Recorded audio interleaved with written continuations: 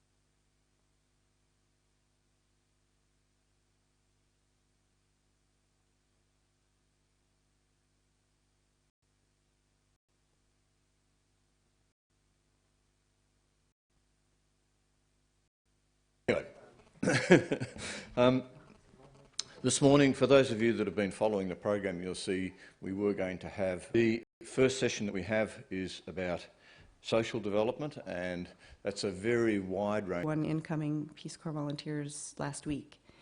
So there are over 160 of these out across the 4 Pacific Islands that I mentioned, either over 2 years or 1 year, and we will have 200 of them out by the end of the year. And they have a great track record so far of having the technology not fail in the field. So we built them to be robust. The greater challenge, as I'm sure you all would recognize, is the human component of technology. So we're trying to get the right technology in the right hands at the right time, but that's only half the battle. And so the people actually using them is the harder part. And so that's absolutely what we're aiming towards. So Thank you. thank you.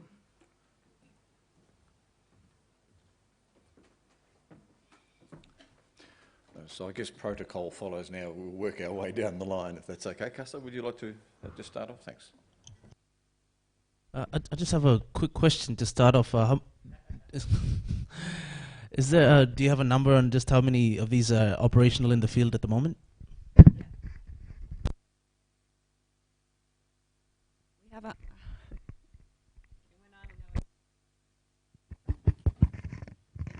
We have 160 of these out in the field right now, and there will be 200 by the end of the year. So, thank you. Yes, my name is Kasik Galgal. I'm from Papua New Guinea. I am currently a student and a farmer, so the internet is for everybody. So, on ICT for Sustainable Development, it's a bit of a buzzword going around sustainable development. We've got our sustainable development goals for 2030 that the United Nations and certainly other global organizations are promoting within their work. And ICTs are certainly seen as a tool that can be used in promoting sustainable development, and it is seen as particularly a tool that is cross-cutting and can be used in various sustainable development goals. And one thing that I've picked up in the IGF so far is that the technology and the technical side of things is not really an issue. And there are people, we do have the human capacity, and we do have, there is the ability to build the human capacity required to do it. And one of the things that there are certainly different aspects of achieving sustainable development through ICTs, and one of the key aspects is having the right policies in place that can drive this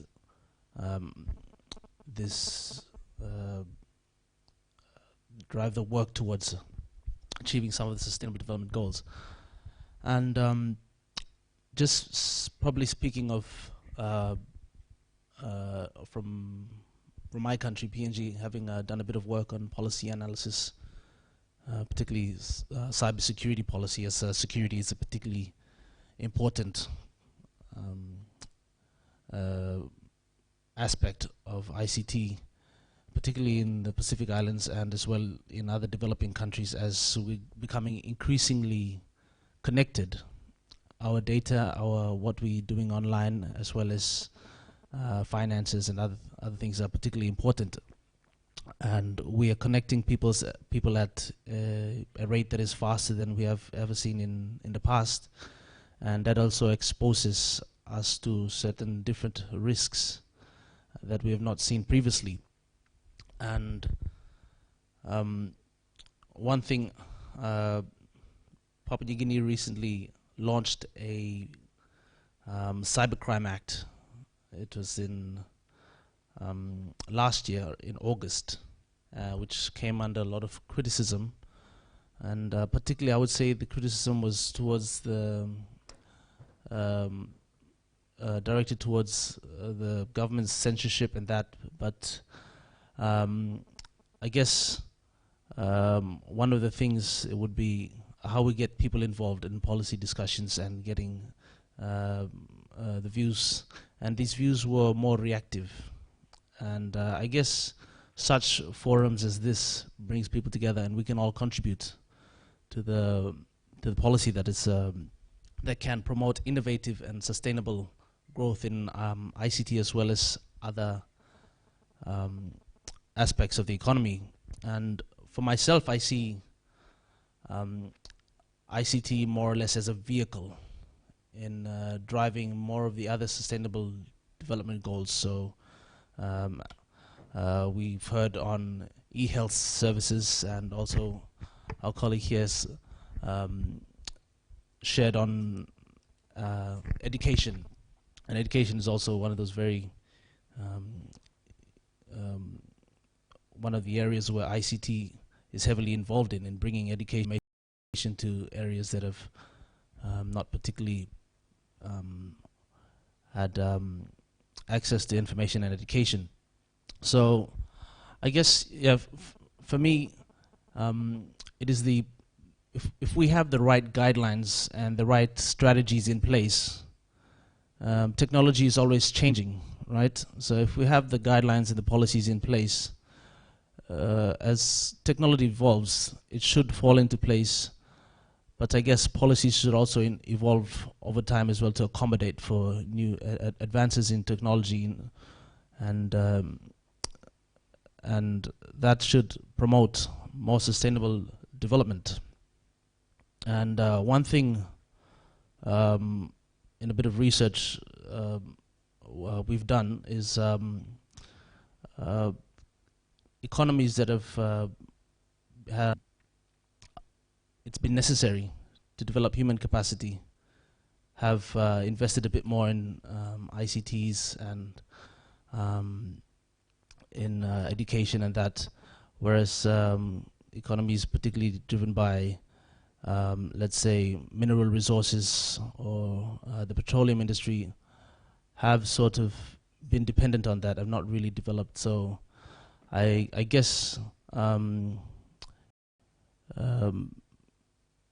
it relies on a policy shift on what we're really trying to drive, and that I think I'll leave it there. And if my other colleagues have anything to add on that, and we can probably come back to the discussion later on. Thank you. Thanks, Kasek. I'll basically continue from some of the statements you made on the capacity development. I think we sort of in the Pacific seem to be lacking in that specific area when it comes to do with the capacity in the cybersecurity environment. And I think I spoke about this on Tuesday in the ISOC privacy. So one of the studies revealed that there is just a mere portion of ICT budget which is focused on IT security side of things. So I think in the US for one of these years, 2013 or was it 2013, just 4% of their whole ICT budget was targeted towards the cyber side of things. And if you look at the issues that we have, which is really far larger, and then that the amount of engagement and the finances we are engaging towards all that is quite small. And in the Pacific, it is, I think it's I'm sure it's far less than that. And the biggest issue is this the issues. Vanuatu has been working on a few years back. That biggest Facebook launched it the live video feature. So that is having quite a big impact on Facebook itself, because some of the cases I think Facebook has been blamed for some of the European motion ban 3G. Prior to that, we did not have any plan or any strategy before the internet came in to the Pacific. So it was sort of more like a shock to the citizens, and what happened is that they just went online, accessing internet, social media, and things without realizing the risk involved.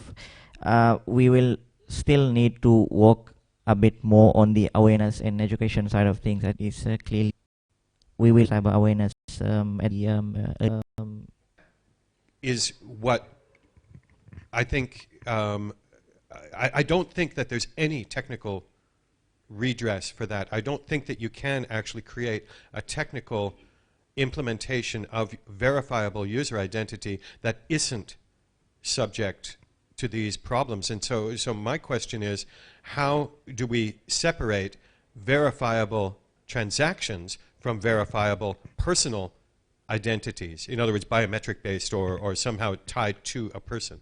Yeah, I think I've been the kind of the black cloud for the last couple of days about the internet capabilities. I don't by any means advocate the centralized database that India is undertaking. I think you wind up with an array of problems, privacy problems, when you centralize all that information about your citizenry, and you as you point out, you place it under a common platform, and so all that information is subject to one hack. And as we've all found out in a variety of different ways, when you make something big enough on the internet and you create a database that is impressive enough and is holding important enough information, that's what attracts the hackers. And in fact, if anything, the saving grace of the small markets of the Pacific is that they just haven't gotten big enough yet to attract the bad guys into hacking into them. So I don't. Australia had the same issue with its census, and there are clearly issues with it. But I guess the only point I was putting forward is that is an issue for national legislatures in the Pacific to undertake in terms of whether they are going to create a governmental database. It is important for the citizens of the Pacific, citizens of those nations, to understand what's going on and what's at risk when those databases are proposed, and to make sure their legislatures or their ministries get the word as to whether they want those types of databases created or not. I am not a big fan of centralizing information, citizen information in the government, other than identification. That was oddly timed. Other than the other than that necessary to vote. I guess what I was trying to get at was if we put our emphasis, I mean collectively as technology professionals, if we put our emphasis on having on the verifiability and the integrity of transactions rather than on the verifiability of identities, and if we keep the focus firmly on the former rather than the latter, I think that you can actually get something that is of a significant benefit with much, much less of the downside. There is an array of literature on the benefits of the verifiability of the transactors versus the verifiability of the integrity, of the message. So I'm going back to the early days of public key encryption. I still think you need both.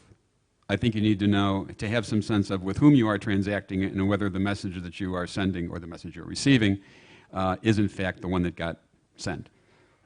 So I think in terms of an e-commerce life, you need both. You need to know that you need to have trust that you are transacting with whom you are transacting, and you need to know that the messages that are going back and forth have integrity. I think to your point about the potential for anonymity that the press would typically be worried about, I agree. I think there's a tension. I agree. There's wholeheartedly there's a space, an important space for anonymity on the internet in terms of what you post. I am troubled by the fact that law enforcement can't do much when that anonymity capability is utilized to do things that are harmful, all the way on the spectrum to illegal. I am bothered by such things as the ability to spread libel using Signal. I am bothered by bullying. Signal's verifiable. I am. You can backtrace that. Yeah, you can get back to that people would like to bring up, like to discuss, just so that we can get them on the record, so that we can understand these are issues for you. Yeah, oh, sorry. Dan, thanks.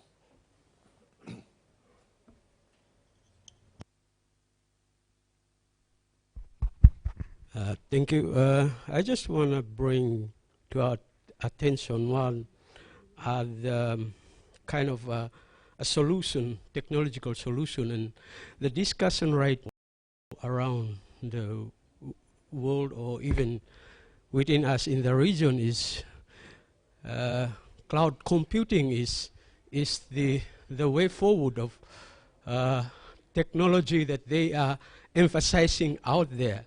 So when we start talk about the privacy and the information, if that's the way forward for storing information, how do we connect that to the privacy? And because otherwise,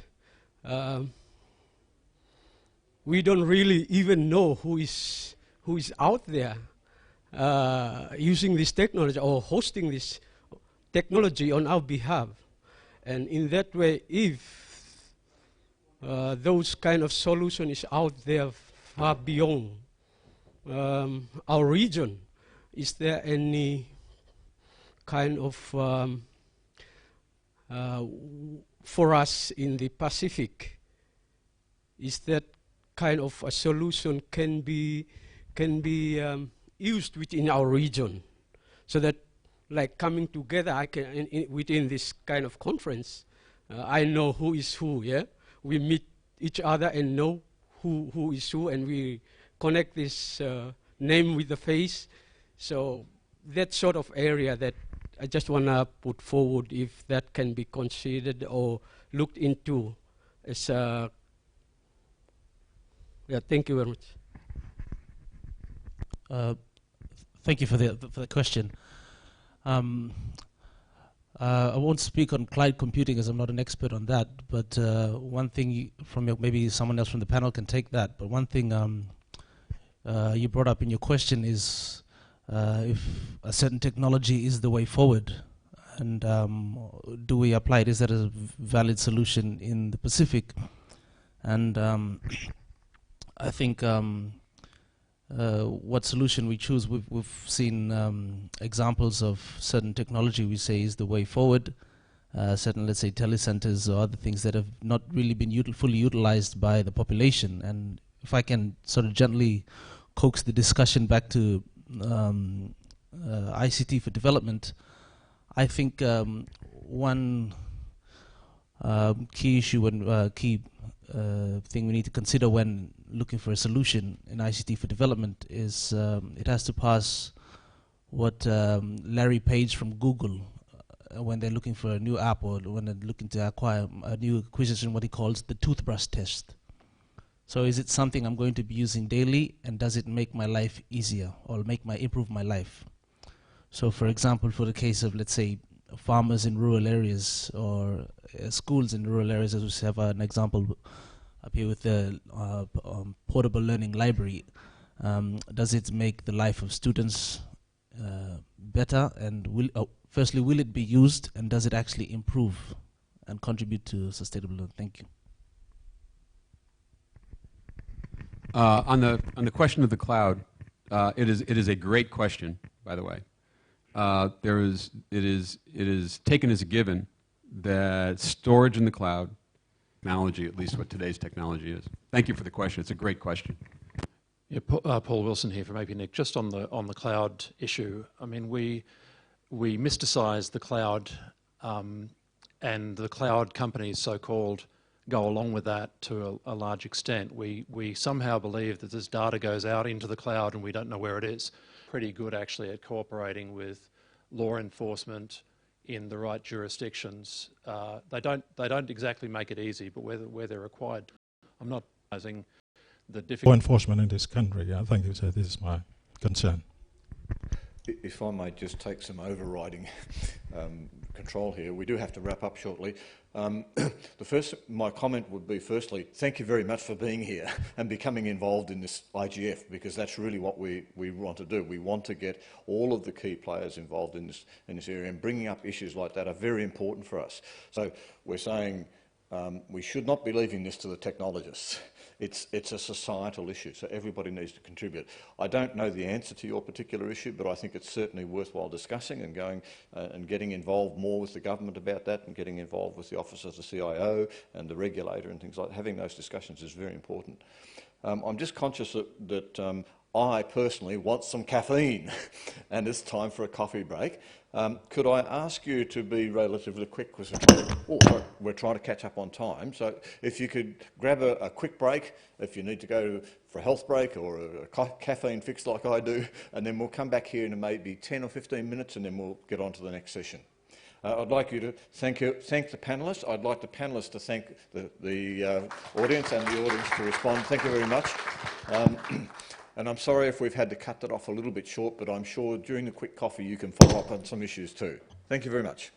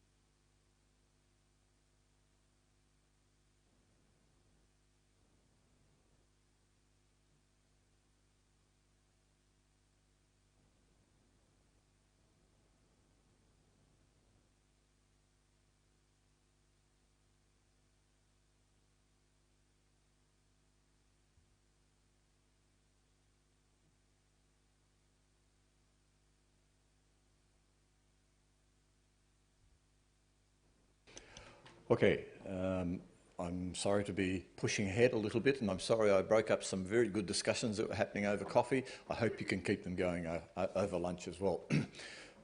Just to move on to the next session, this session is about economic development. There were some very interesting discussions about the social side of the internet, and this is the time to sort of focus on more on economic issues. So we've got a couple of people in the panel here to just kick off the discussion, but please, it's not about them saying everything that you need to know about economic development. We want to hear from you too.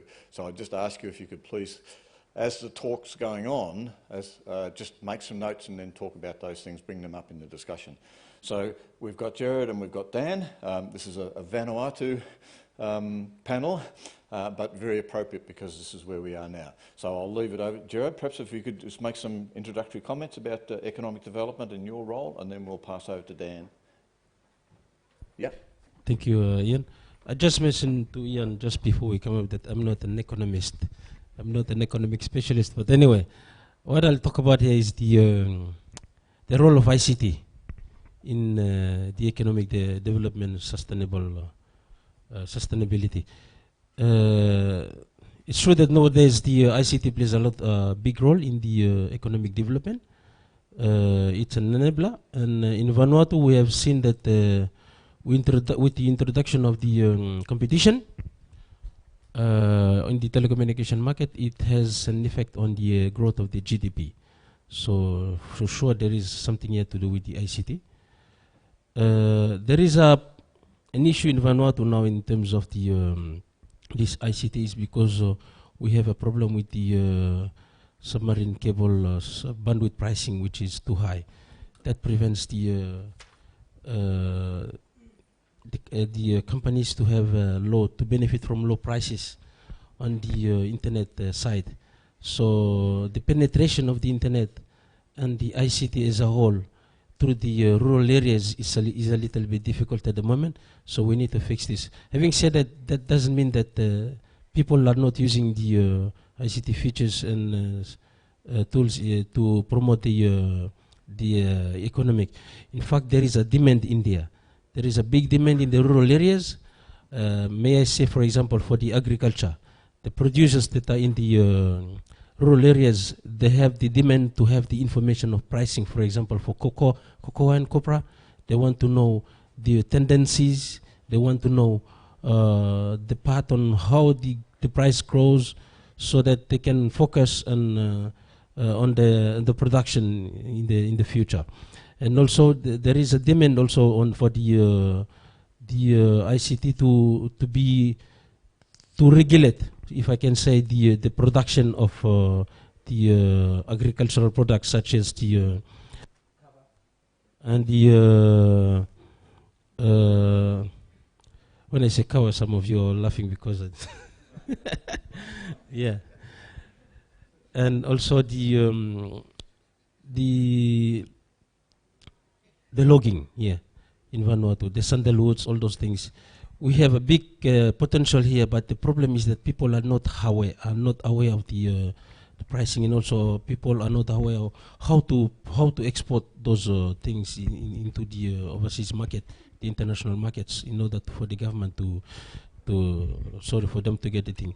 The other issue is that the government also needs to be aware of the possibility of letting the citizens know about those things, and that's the thing that I was talking about yesterday during the big data and the impact on the society here in Vanuatu. Is that if the government wants to do some good decision on the anything, on the livelihood of the citizen here in Vanuatu, they need to rely on good data, the data that is reliable for them to take the decision is.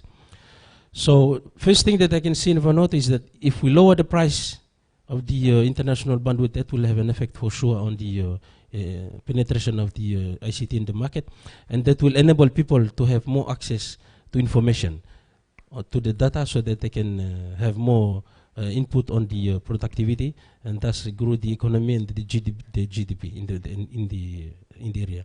The other area also is the tourism. We don't have much infrastructure in terms of ICT here.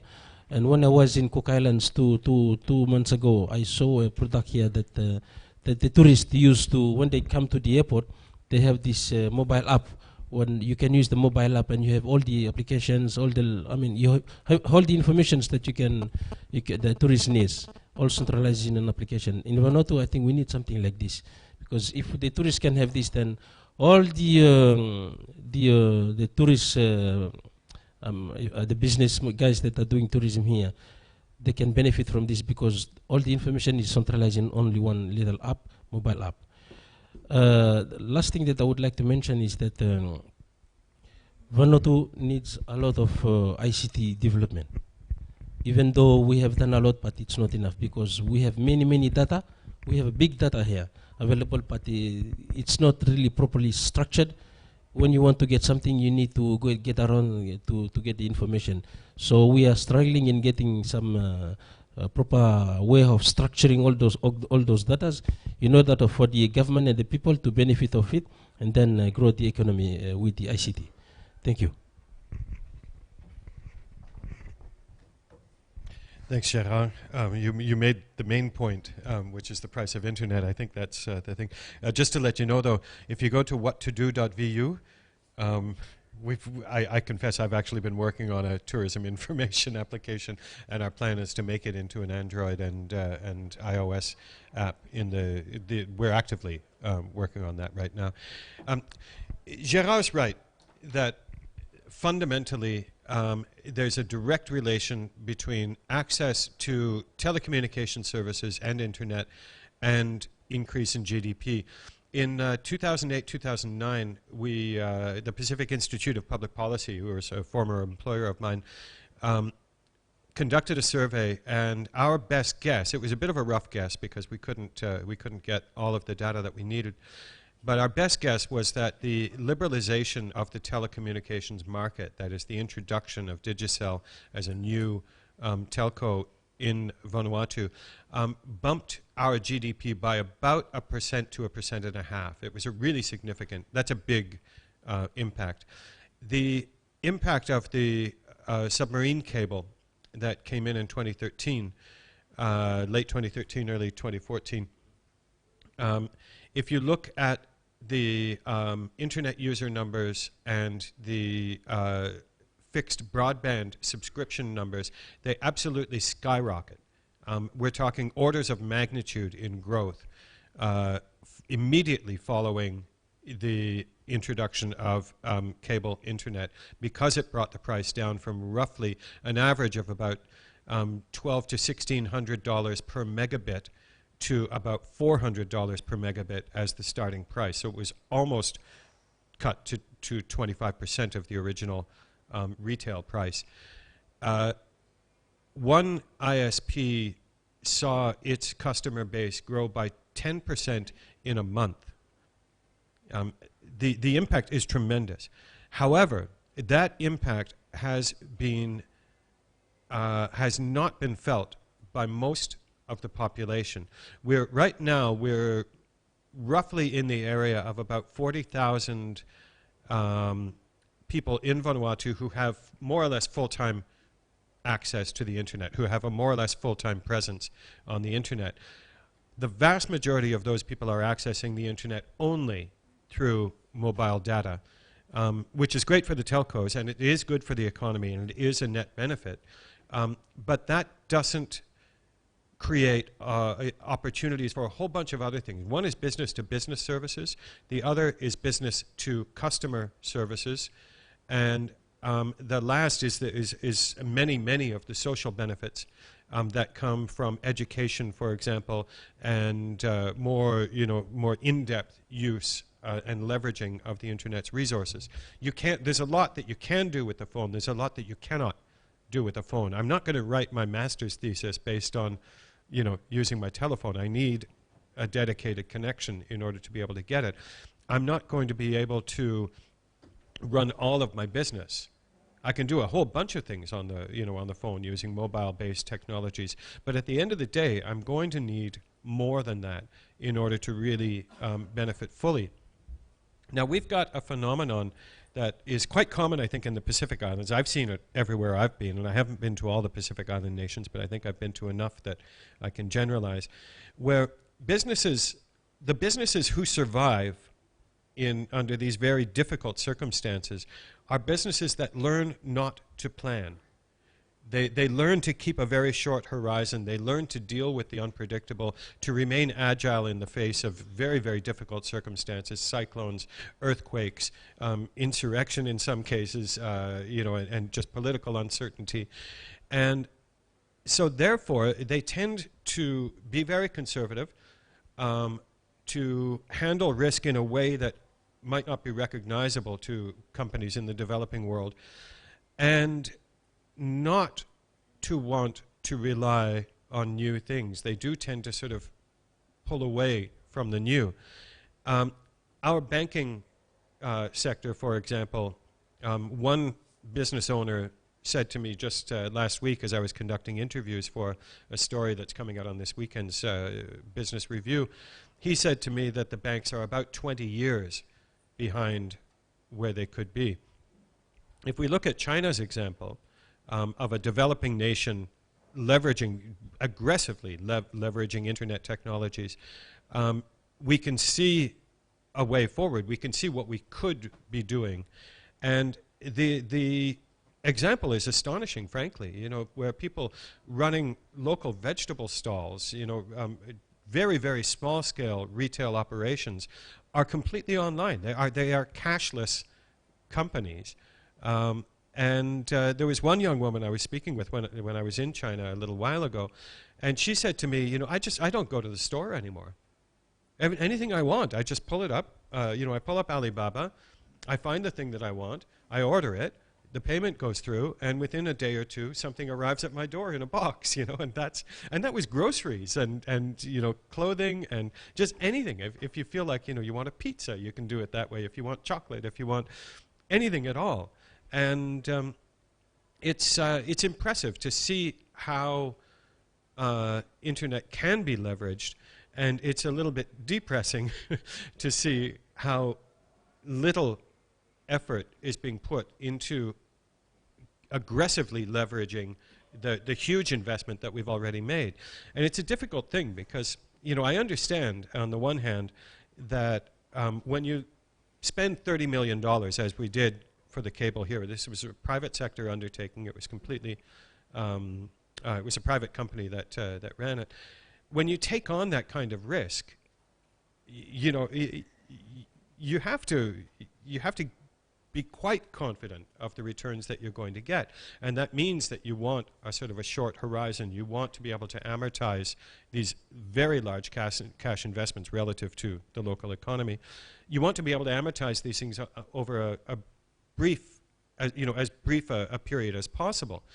And sadly, that means that $400 per megabit cost is still, we're still very, very close to that, even years after the fact. Now, the Vanuatu government and the regulator haven't been complacent in all of this.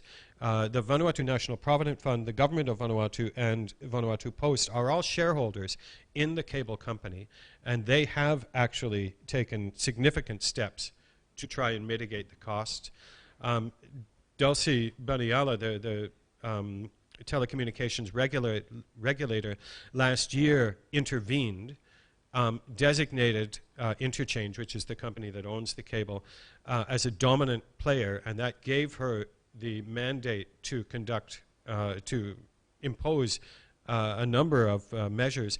And most recently, just at the beginning of this month, she issued an order effectively fixing the prices that Interchange was allowed to sell bandwidth at. Now it's funny because some of the people who actually benefited from this decision said that she had overstepped and that she was intervening too far, that this was anti-capitalist, that it was anti-market, and that it would undermine investor confidence. At the same time, I think it's worth considering that we have a regulated power generation utility here, two of them actually in Vanuatu, that are run under exactly the same kind of circumstances. They work on a cost-plus basis, so they're allowed to take a sort of a fixed profit.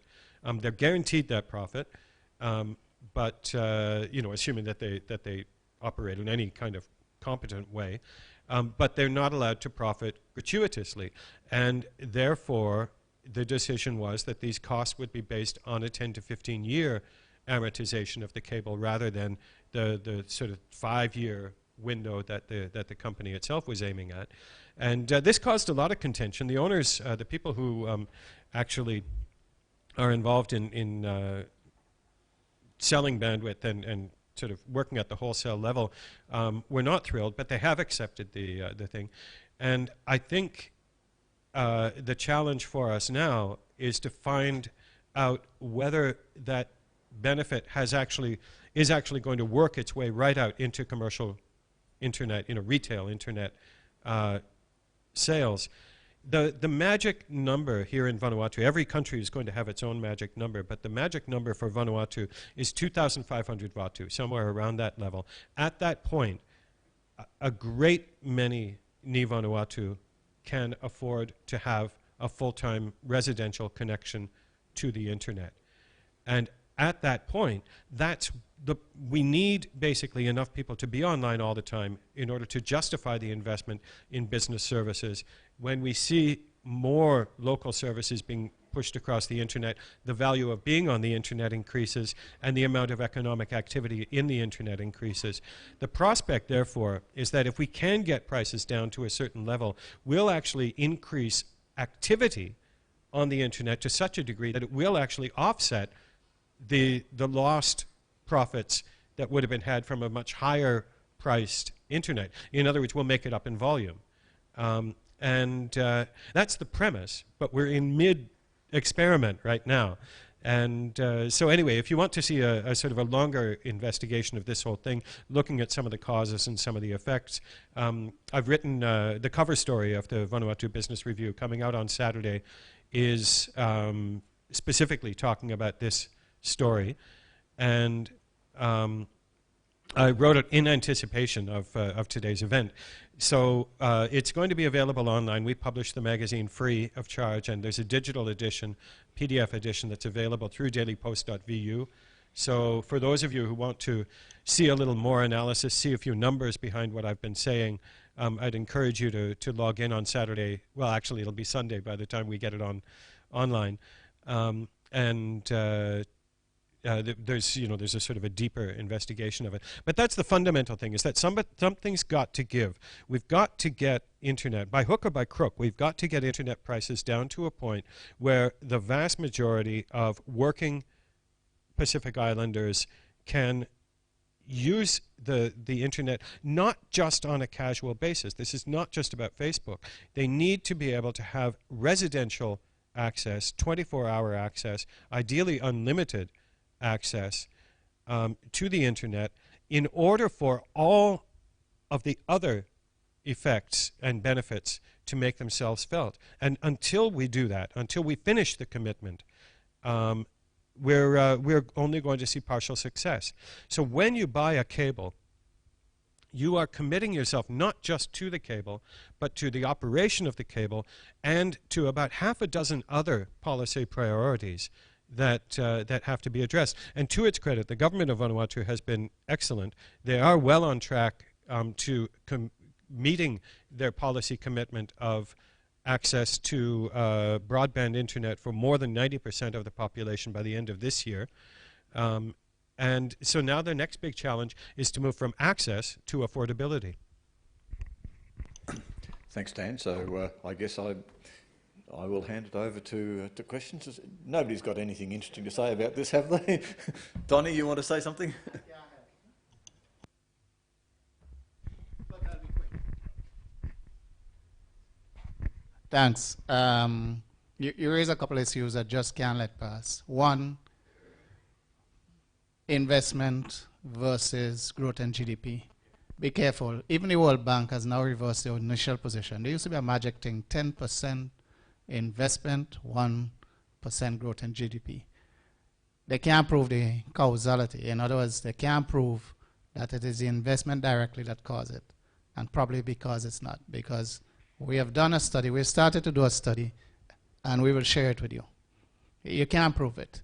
The last point you make in relation to that is unless you have the other facilitating mechanisms to go with it, you could invest as much as you want. And we could give you case studies of people who spend a lot of money to invest and it don't happen.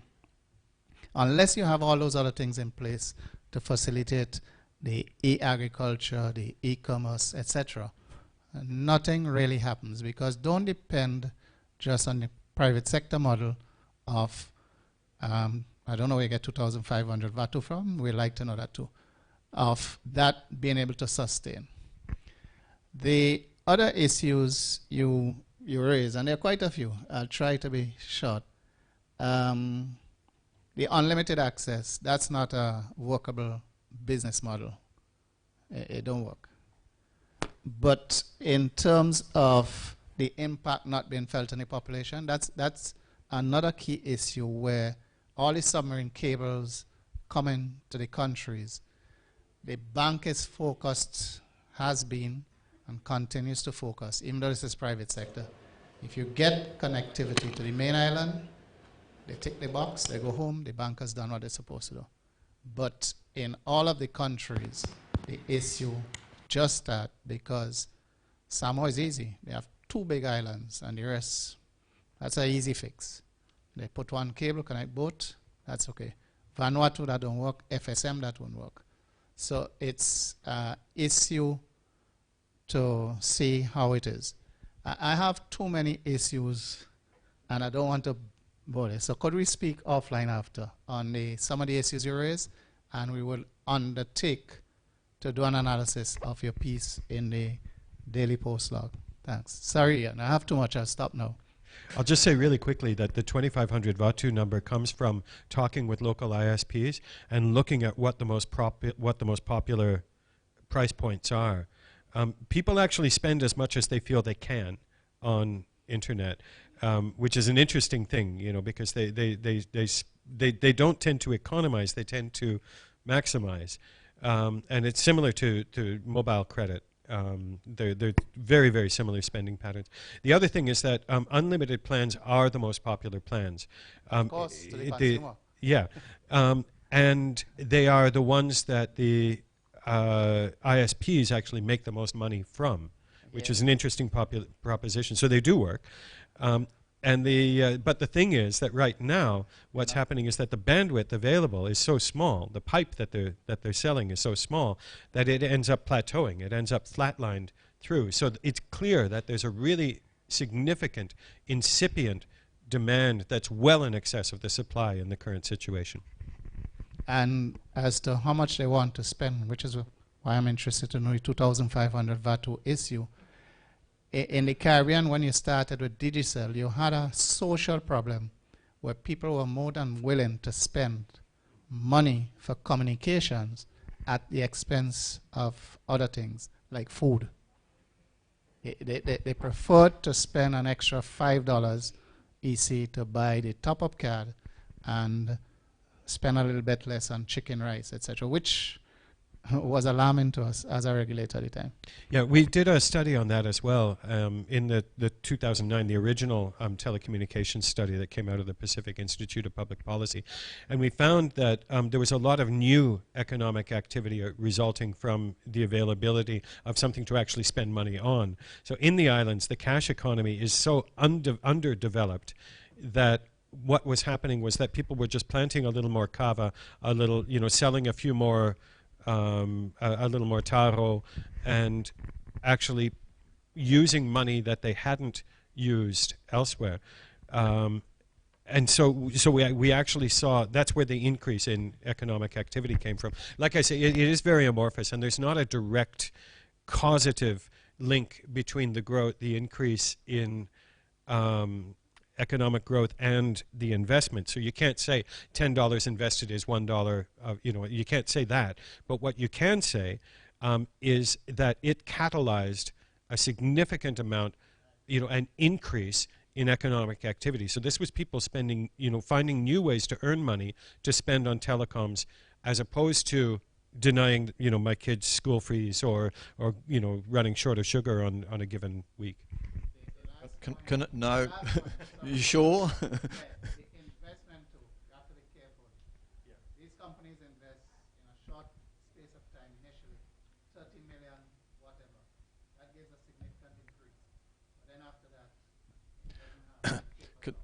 Can I ask you guys to take this offline, if you don't mind? I just wonder if we could open the discussion a little bit more, because really we haven't looked at the other side of things, and during the presentation sort of came to me that we often talk about innovation and the internet promoting innovation, and that's the other side of the equation, is what people are doing with this. I was wondering, Jared, could you make some comments about what the government could do to stimulate those greater, the use of the apps that Dan's making and other people to be able to stimulate people to be more innovative in that area? Is there anything you're thinking about in that area? Well, as I said, the government is embarking in a project of e-applications in order to stimulate people to be using the ICTs. But you mentioned that in the Bahamas or in the Caribbean, and there is one of the chiefs that is sitting here. Those guys, they don't have any internet connection. They don't have any network coverage. But the day we went there, all of them have smartphones. So I don't know what they were doing with all those smartphones. So they were willing to buy all those smartphones. And luckily, when we installed the internet connection via VSAT coverage, all of them were able to connect using the Wi-Fi connection that was established there. So all of them have smartphone like this and tablets. So it's something that if it happens in Naviso, that means it happens in the other remote areas in the islands. People are willing to spend money on ICT, but it's for the government to be able to get them access to this thing. I see Donnie's keen. Okay, thanks. Hi, Kasagalga, Papua New Guinea. So having heard the discussion on what we're spending on data and information, I just want to ask about what about earning from data and information. So The Economist recently published an article that stating how oil is no longer the biggest commodity in the world, but it is information now. And so I'll just give just an example on what Dan was talking about, building apps about what to do in Vanuatu. An example I can give from PNG is a crowdsourced information on real estate, which is a very popular website, and people who are earning from that. So how about strategies on which, and this is also open to anyone in the audience who's able to give examples, but strategies on which to create local content and also not only be consumers of information, but creators of information in order to earn and stimulate economic growth. Thank you. There's an excellent study, joint study by UNESCO, OECD, and ISOC, the Internet Society.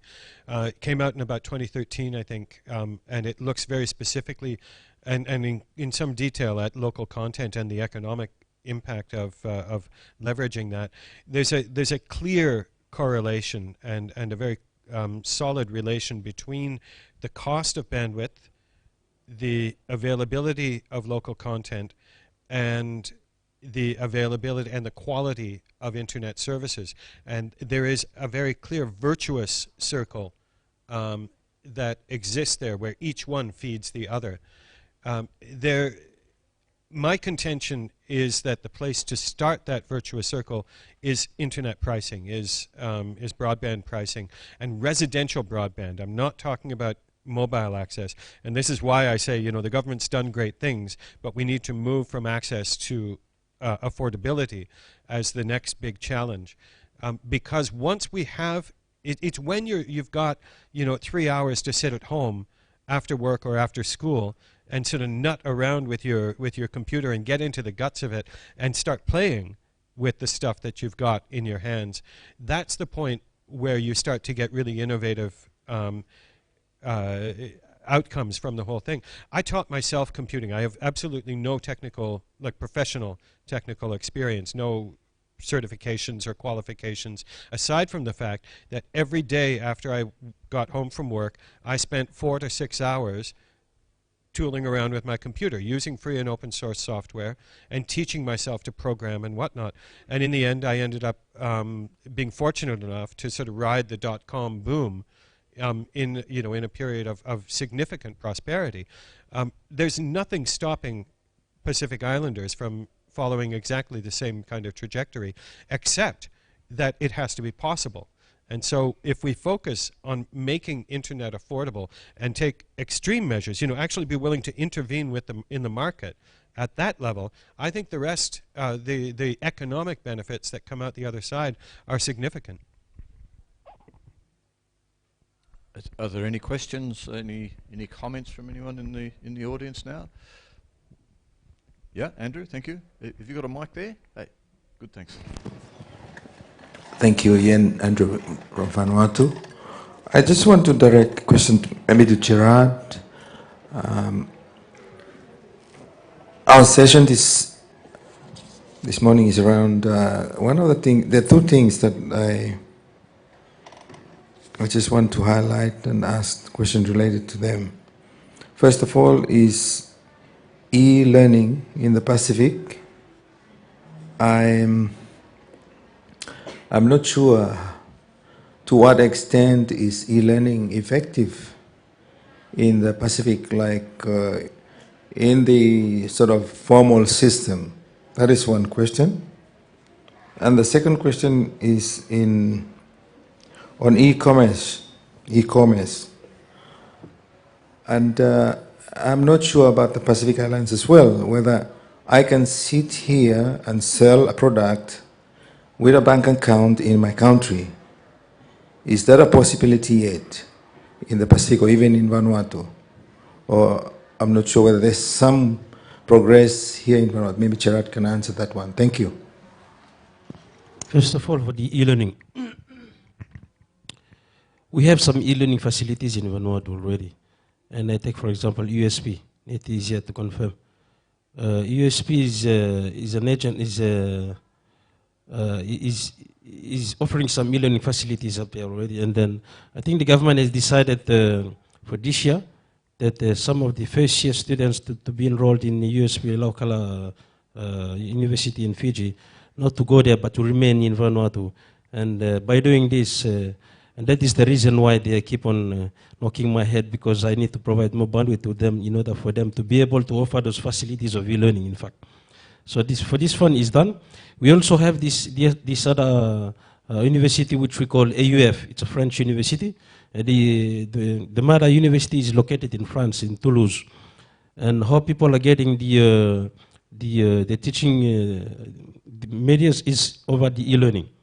So all materials, the curriculum are done over e-learning. So you have only one or two professors there, but all the other ones are sitting in France. And the other one also is that the government have a big plan of establishing what we call a Vanuatu National University. And with this one, many items that would be delivered in there will be done on e-learning services.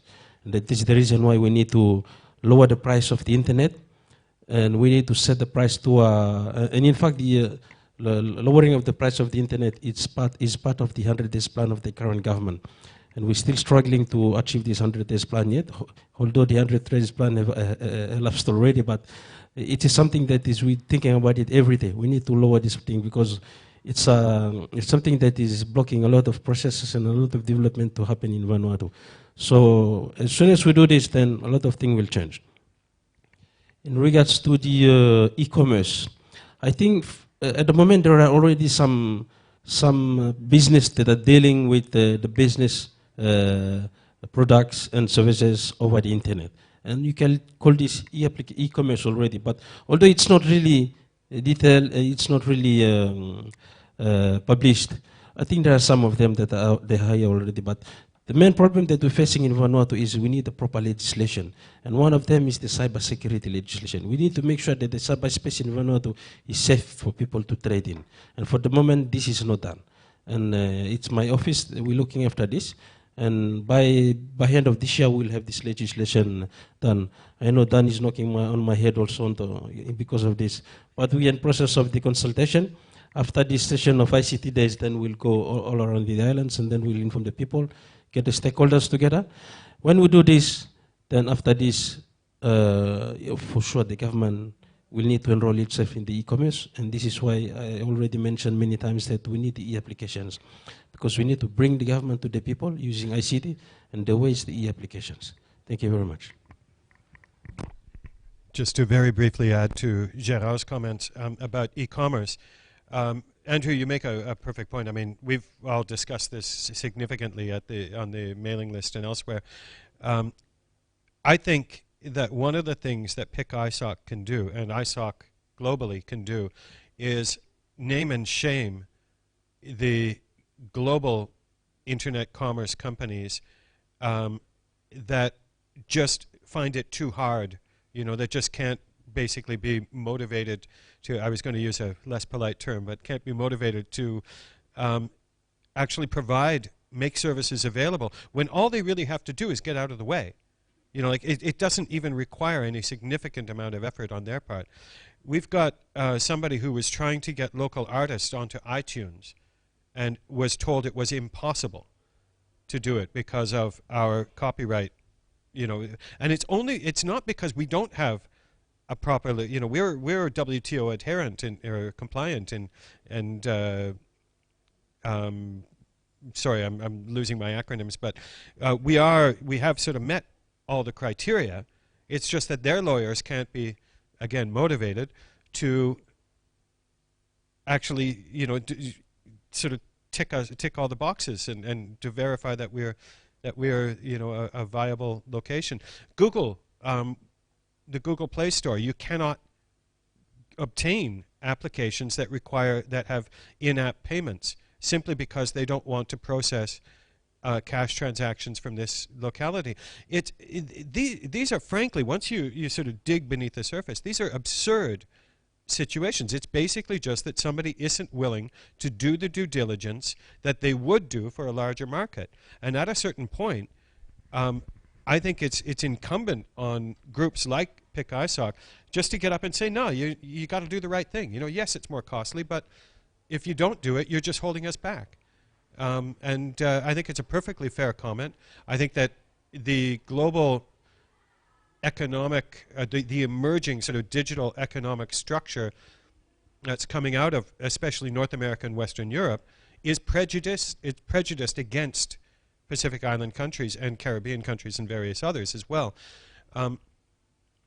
If you look at what Jack Ma is doing and what's coming out of China, it's a much more inclusive kind of regime, and the vision is actually very much based on small businesses thriving, boutique businesses thriving, rather than simply creaming off the top of the economy. And I think if we're looking for inspiration, that's probably where we want to look these days. Yeah, on just quickly on that topic of getting out of the way. A couple of years ago, I was at a meeting of the South Asian Network Operators Group, SANOG, which is like PACNOG.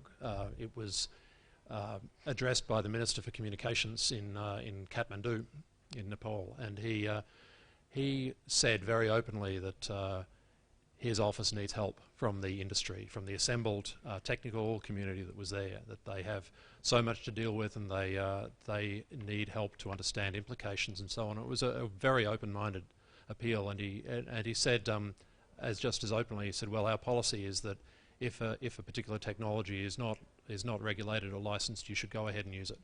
And it was a very permissive regime and attitude, which has actually been a key to the early development of the internet, because of course it wasn't even recognised as something that needed much licensing, if any at all, in a lot of places.